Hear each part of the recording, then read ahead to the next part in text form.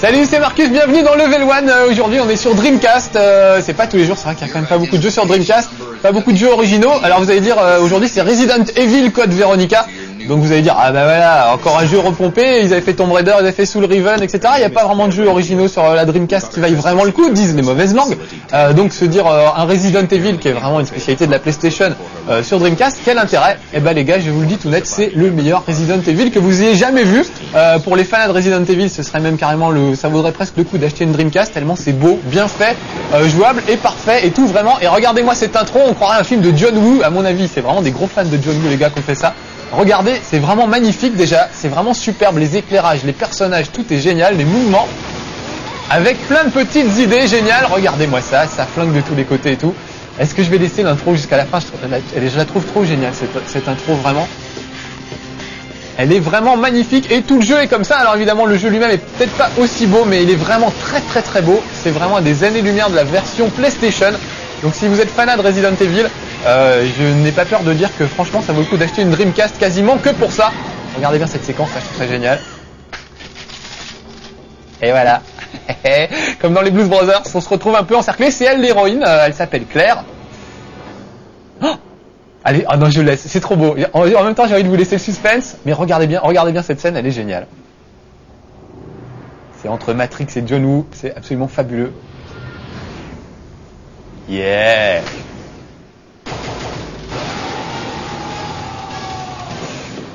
Et voilà, magnifique. Allez, hop, on passe à la suite. Je coupe, bon, enfin, en tout cas, on se retrouve avec une fille qui s'appelle Claire Renfield et qui se retrouve en taule. Et pour le moment, elle n'y voit rien du tout. Donc, que faire? Eh ben, on va tout de suite sortir l'inventaire et on va utiliser le briquet qu'il y a dans l'inventaire.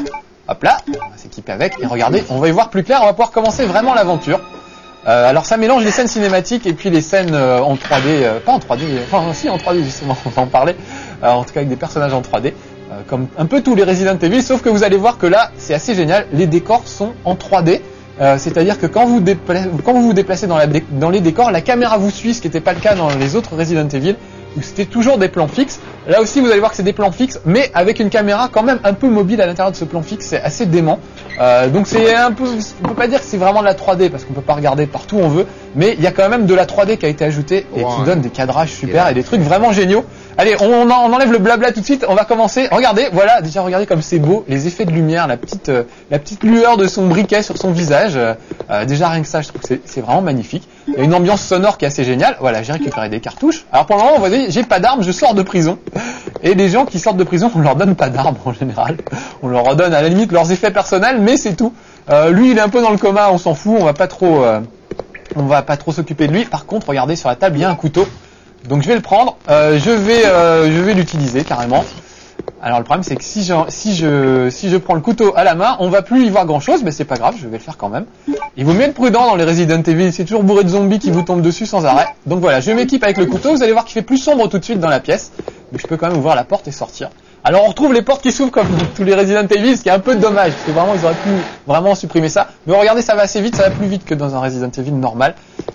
Donc pour moi il y avait pas mal de défauts je trouvais dans les Resident Evil au niveau de la jouabilité, c'était les caméras fixes qui vous empêchaient de voir un zombie qui pouvait être à 2 cm de votre nez. Si l'angle de la caméra le montrait pas, ça marchait pas. Là, ça c'est vraiment un peu amélioré. Puis les portes qui s'ouvrent pour charger l'écran suivant. Alors c'est vrai que c'est un peu dommage de retrouver ça sur Dreamcast, qui est une console plus rapide. Mais bon, allez, c'est pas très grave. Et puis les gens qui sont habitués à Resident Evil, vous êtes déjà au courant. Alors par contre, je sais pas pourquoi, regardez les escaliers. Autant les portes, ça s'ouvre vite, autant les escaliers, je sais pas. Ça met 1 heure, on a l'impression que c'est un vieillard arthritique qui monte avec un déambulateur, tout doucement. Je sais pas pourquoi, c'est plus long pour les escaliers que pour les portes. Même vachement long, je trouve. Enfin voilà, donc voilà, allez, c'est le seul petit défaut, vous allez voir que tout le reste est parfait. C'est vraiment beau, c'est jouable, et on flippe, comme dans tous les Resident Evil, parce que c'est surtout ça le plaisir. C'est peut-être pour charger la pluie que ça ramait comme ça. Regardez les décors, je trouve vraiment ça fabuleux. Alors là, il y a un espèce de camion qui est tombé, un camion de transport, et il y a de l'huile qui s'écoule, donc il faudra faire gaffe. Il y a un cadavre dedans et une mallette, on peut rien faire de plus pour le moment, donc on va s'éloigner un petit peu, vous allez voir que ça va exploser. Ah, et la mallette tombe. Donc on pourra peut-être la récupérer tout à l'heure. Sauf que des gens vont s'opposer à la récupération de cette mallette. Le cadavre déjà ressurgit, il a l'air en pleine forme. Un peu en feu, mais en pleine forme. Regardez-moi ça, c'est quand même superbe.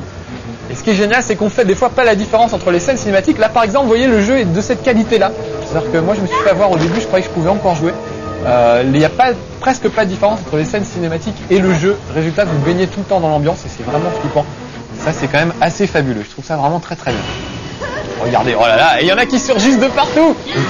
C'est assez flippant. Là je peux rien faire, c'est une scène cinématique, mais tout de suite après je vais me retrouver avec tous ces zombies qui vont me sauter dessus de tous les côtés. Donc je sais pas si on verra grand chose si je vous laisse regarder toutes les scènes cinématiques à chaque fois. Mais en même temps c'est tellement beau, alors je sais pas quoi faire. Vaut mieux qu'on avance dans le jeu quand même. Allez quand même un petit peu, on va avancer dans le jeu. Bon en gros je résume, regardez, je suis encerclé de partout. Donc ce que je vais faire, je vais pas essayer de me battre. Je pourrais regarder leur foutre des petits coups de couteau. Mais ça avance pas à grand chose puisque c'est des morts vivants. Donc eux en gros ils s'en foutent un peu des coups de couteau qu'on peut leur coller. Donc je vais plutôt opter pour la fuite, ce qui est quand même la solution la plus raisonnable.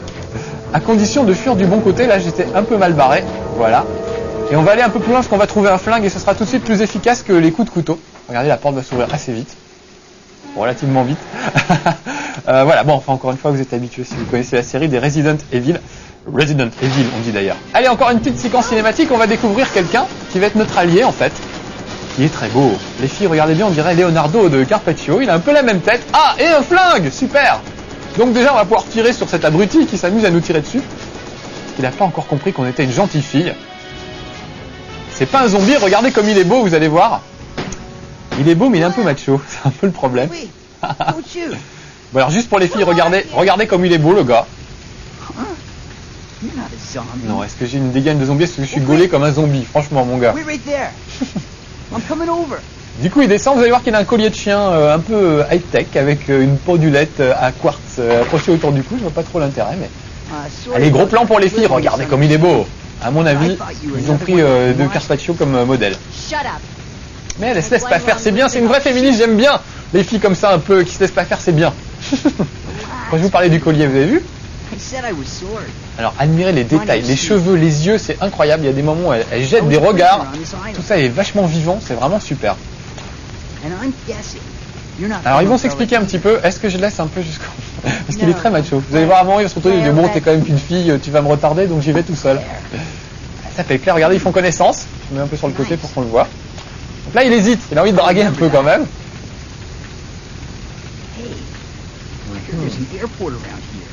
Donc on le retrouvera au fur et à mesure dans le jeu, lui, un peu plus loin, et ça va être un peu notre allié, quoi. Bon, ici, pas trop lui tirer dessus non plus. Voilà, regardez, il se barre. Allez, je laisse la fin de la scène cinématique après, je coupe toutes les cinématiques. Regardez, écoute fillette, vraiment. C'est dommage qu'on puisse pas tirer sur lui à ce moment-là. Hein. Voilà, macho va. Alors que quand même, elle manie vachement bien les flingues, on l'a vu dans l'intro, et on va le voir maintenant. Si je me débrouille bien, parce que vous savez que je suis quand même pas très doué, donc voilà. Ah, j'ai trouvé un flingue super génial. Donc bah tiens, tout de suite, c'est bon, je l'ai dans la main. Donc très bien, j'ai récupéré des munitions aussi, donc tout va bien. Bon, les autres portes, la plupart des portes sont fermées. Je vous fais voir celle-là quand même, regardez.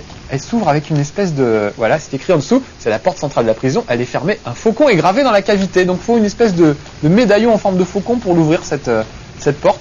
Et on va trouver ça un petit peu plus loin. Alors vous allez voir qu'il y a des astuces. Bon, c'est toujours la même chose, trouver des clés pour ouvrir des portes. Un truc en forme de faucon pour ouvrir une porte, etc. Mais il y a des trucs malins. Par exemple, un peu plus loin, il y a un détecteur de métaux. Vous êtes obligé de déposer votre flingue et tous les objets que vous avez sur vous. Sinon, vous ne pouvez pas passer le portillon automatique. Ça se met à sonner et ça ferme les portes. Donc il faut déposer tous vos objets, aller récupérer le médaillon. Mais comme ce médaillon est il est en métal, vous ne pouvez pas passer le portillon avec. Donc ce qu'il faut faire, c'est trouver dans un laboratoire de recherche un appareil qui duplique les choses, qui fait carrément, on peut mettre n'importe quel objet et ça en fait une réplique à peu près identique. Voilà, là j'ai récupéré des plantes, ça me permettra de me soigner, comme d'habitude dans les Resident Evil.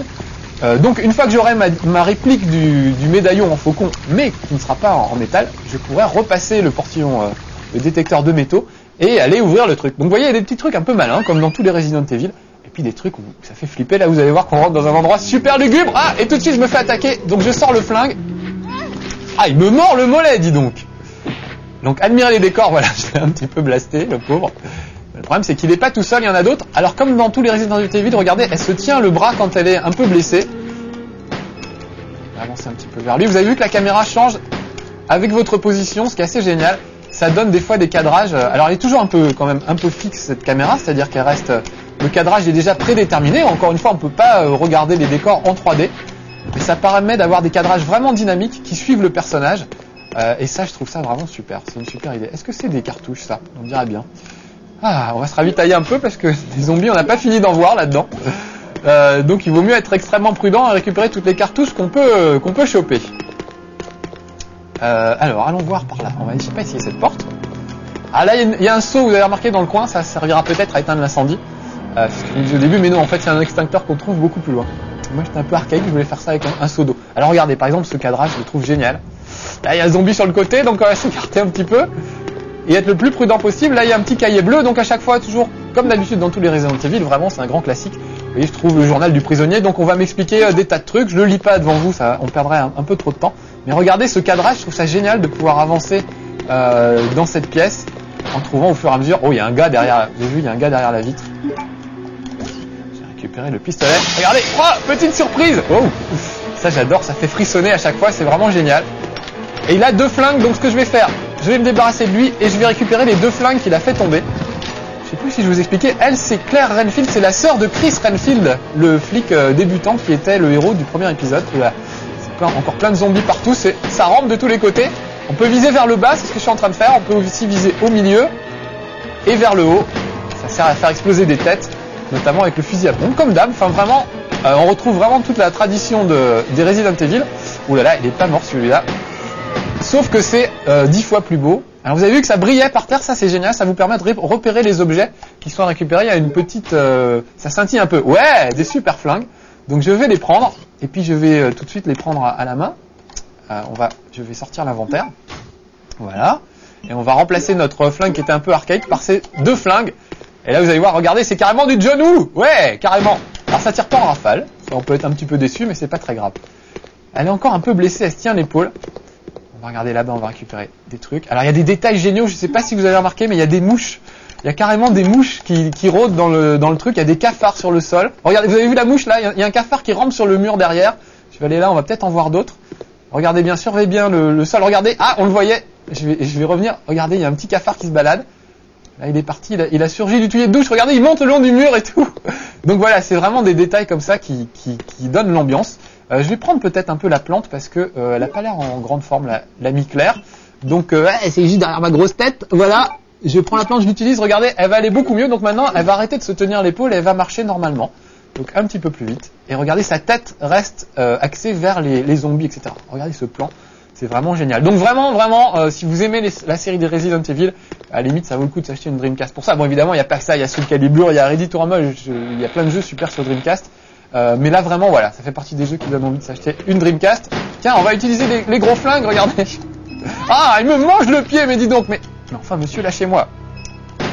Voilà, on va le finir comme ça. Tac. Ah zut, je voulais vous faire voir la carte parce qu'on n'a pas vu encore. Regardez, il y a une carte qui permet de savoir où on est et on peut même zoomer carrément. Donc ça, c'est assez génial. On peut se repérer plus facilement. La carte est vraiment c'est facile d'accès. Elle apparaît tout de suite. Ah, quand on se trompe pas de bouton, évidemment. Oh non, faut que j'arrête avec ça. Voilà, je voulais juste courir moi. On va monter l'escalier qu'il y a là. Ah, juste encore un petit défaut. Allez, juste un défaut pour finir peut-être. C'est qu'il faut encore appuyer sur le bouton pour monter les escaliers comme dans les autres Resident Evil, ce qui est un peu dommage. Mais bon voilà, sinon techniquement vraiment c'est beau, c'est super bien fait. On va récupérer, il n'y a rien à récupérer. Ah si, une petite plante, au cas où ça tournerait mal. Voilà, donc je récupère encore une plante. Je vais sortir de là. Peut-être encore, normalement c'est la fin du level 1, mais je vais essayer de grappiller encore quelques toutes petites minutes pour vous faire voir un dernier truc que je trouve assez fabuleux. On essaie de vous faire flipper à coups de cadrage à chaque fois. Vous allez voir que là, quand je vais sortir de cette baraque, il va y avoir un plan qui va longer le mur et qui va aller nous montrer quelque chose qui se trouve sous nos pieds. Regardez bien. Voilà. Genre, il y a peut-être quelque chose sous l'escalier. Voilà. Donc ça, je trouve ça, c'est des idées de mise en scène vraiment géniales. Bon, en fait, il se trouve qu'il n'y a rien. Ça fait vraiment flipper. Bon, allez, je vais vous laisser là. C'était Resident Evil Code Veronica. Un jeu vraiment fabuleux. Super beau. Le meilleur des Resident Evil. Regardez-moi ça, c'est pas flippant. Donc, allez, on vous le recommande. À ciao pour un prochain level 1. Soyez sages. Bye bye. Allez, je continue. J'adore flipper.